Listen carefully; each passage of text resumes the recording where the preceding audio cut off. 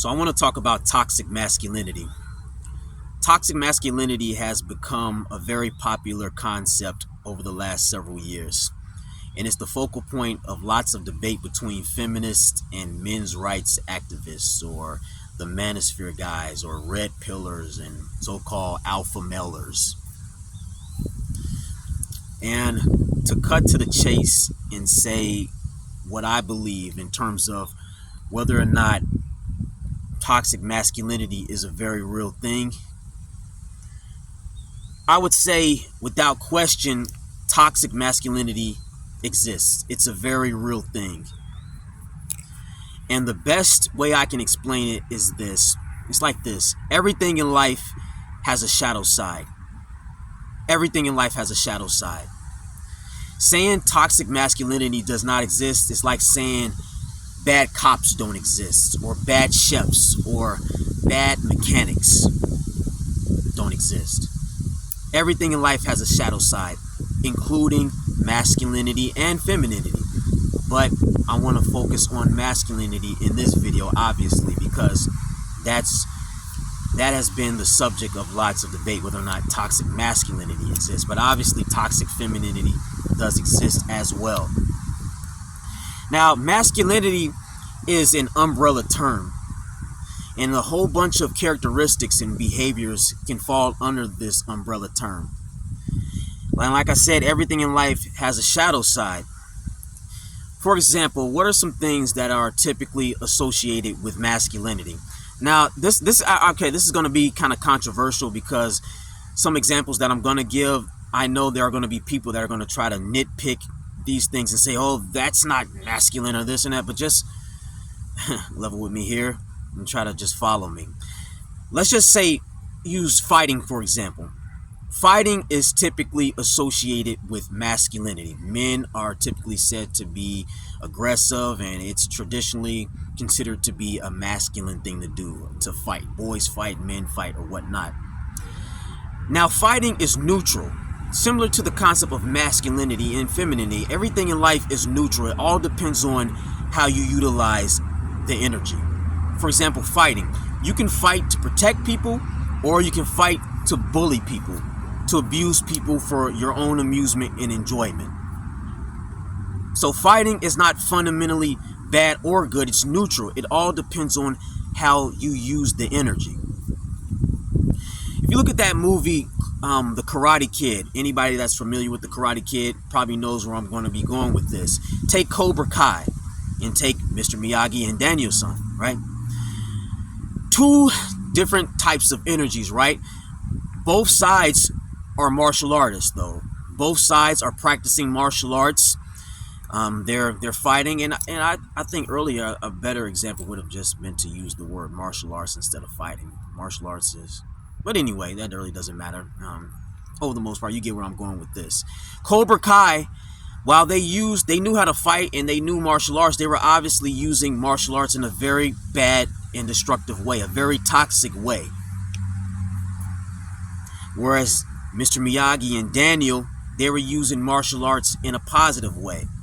So are you going to say martial arts in itself is toxic? Oh, that's toxic martial arts. No. Or toxic fighting. No. It all depends on how you utilize the energy. Competitiveness is also a very masculine thing traditionally, right? We say men compete and things like that. Well, there's positive competitive and there's negative competitive. Like if you're with your friends and you just want to have a good time, maybe you're playing video games or a sport and it's lighthearted fun, and you're just having a good time. Yeah, you want to win, but there isn't any undertone of jealousy or malice or will to do harm or to be dirty with each other. You're just having fun. Then yeah, that's more so positive competitiveness, right? And then there's toxic competitiveness. Toxically competitive people, they make every single thing a competition. And when they compete, they'll be dirty, they'll be underhanded, and they'll try to compete over every little thing. They'll try to compete over, in terms of, I don't know, who can get the most girls. They'll try to steal your girl. They'll try to take what you have. That's toxic competitiveness, is when you're so underhanded and you're just so obsessive. You turn every single thing into into a competition, right? And, like you'll turn the simplest thing as taking a shit. You'll make that a competition. Who's walking a certain, you're making that. You're always looking at another person's body type, a man's body type, or who's got more muscles, who's got the bigger car, who's got the bigger muscles, who's got the better car, the faster car, who looks better. You may be dealing with a girl, and that girl's probably dating another guy, and you're asking about that guy in order to make yourself feel secure. Who's better in bed and all this shit. That's toxic competitiveness, is when you're so obsessive, because then that turns into blatant harassment. Really competitive people, hyper competitive people, are like parasites. They just harass people. So again, this is an example of a trait or a characteristic associated with masculinity used in a very toxic way. Competitive people, every little thing you do, they're watching you. They analyzing every little move you make. They can't even function unless they're watching somebody else. Their self-confidence is dependent on whether or not they feel they're better than you. Toxic masculinity at its finest. With that said, when it comes to men and women, I don't really like the idea of, I think it's gotten too crazy in terms of putting men and women in boxes. Oh, this is toxic, not toxic. This is masculine and this is feminine. Because really the reality is there's a lot more overlap between men and women than there is like complete differences. Like their behavior, it's a lot more similar than it is different. So when I hear people saying, oh, this is masculine and this is feminine, like the reality is no man or woman is 100% masculine or 100% feminine. And I think a lot of times men in particular, they hear the word feminine and they think, oh, woman, oh, that's women, I'm not a woman. But really, it's not about that. It's just really, you should look at it more so as a difference between two energies. And men and women exhibit both energies.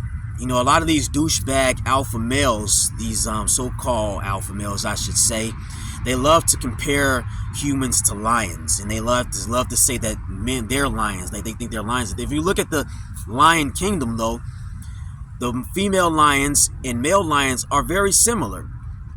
The female lions, yeah, they hunt in packs or groups or whatnot, but they still fight. They look after the pride or the territory, while the male sort of just roams about, which is pretty much what human males want to do, right? And roam about and just make sure the women are taking care of the household. But the women still fight. There's still overlap. And then there are times when the male might be around and he might have to come to the aid of the pride in case intruders come around and stuff. So while there are differences between male lions and female lions, there are still similarities as well.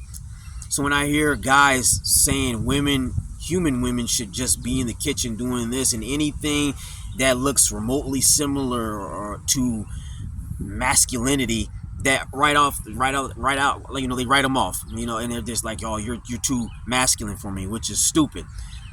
Like, for example, take a woman that's into kickboxing or martial arts and she competes. You have some guys that be like, oh, that's too masculine for them. How's that too masculine? Saying a woman is too masculine because she competes in martial arts or may be interested in mechanics or construction is like saying a man is too feminine because he knows how to cook.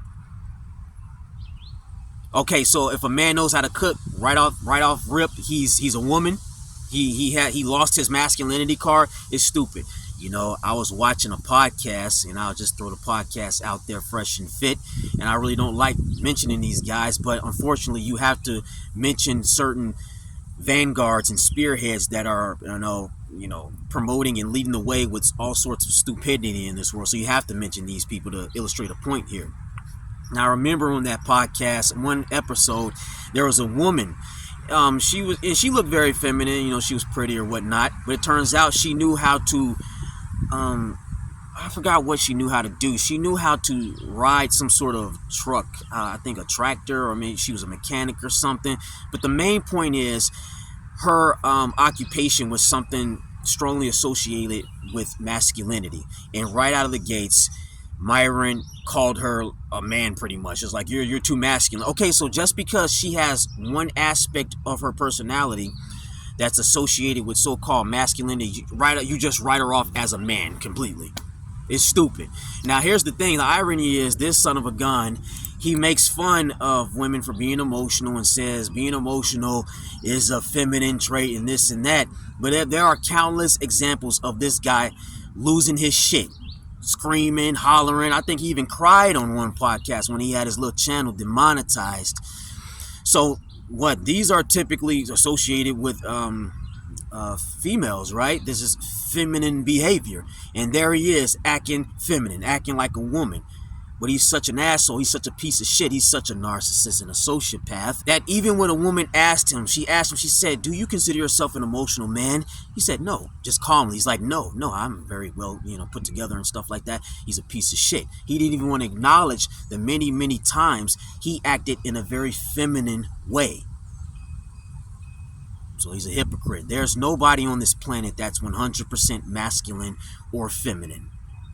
And anybody with the brain or values critical thinking knows you don't want to be on either side of the spectrum, either extreme side. You don't want to be those radical feminists just saying fuck men, those colored haired feminists and acting like you get my point. You don't want to be these manosphere douchebag red pillars acting like, oh, men are superior and if you cook, you're a bitch. If you cook, you're pussy. You don't want to be on any extreme side because there's nuance. You see the gray area, and by the way, not to say there's something wrong with having dyed hair, colored hair, but like a lot of times the women with those rainbow colored hairs do be kind of nutty. But you got exceptions, of course, but that's not the main point here.